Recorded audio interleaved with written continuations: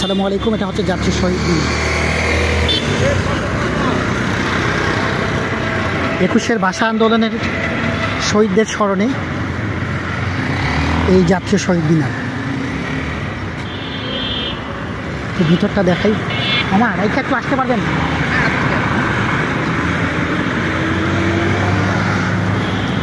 ২১-এর ভাষা আন্দোলনের স্মরণে, সকল শহীদদের স্মরণে, দেশের বীর সন্তানদের স্মরণে এই জাতীয় শহীদ মিনার। এটা হচ্ছে জাতীয় শহীদ মিনার চত্বর। আজকে শুক্রবার প্লাস যেহেতু আগামীকালকে পবিত্র ঈদুল আজহা, তাই ঢাকা নগরীটা একদম ফাঁকা। ঢাকা একদম ফাঁকা। এই হচ্ছে জাতীয় শহীদ মিনার। যদি আগামীকালকে ঈদ না হতো তাহলে দেখতেন এখানে কত মানুষ।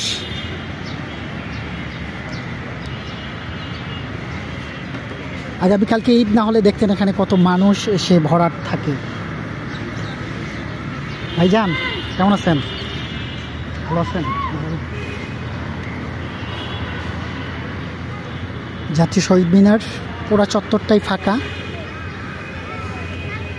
যেহেতু আগামীকালকে পবিত্র ঈদুল আজহা, তাই মানুষজন খুবই কম।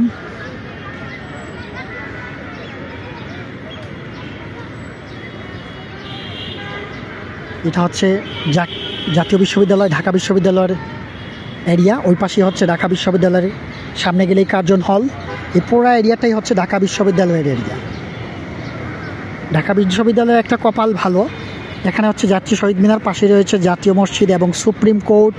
সব কিছু মিলিয়ে সব গুরুত্বপূর্ণ স্থাপনাগুলো পড়ছে ঢাকা বিশ্ববিদ্যালয়ের কেন্দ্রস্থলে, তাই ঢাকা বিশ্ববিদ্যালয় সব দিক দিয়ে গর্বিত। দেখেন জাতীয় শহীদ মিনার, উঠলাম, কাছাকাছি গেলাম।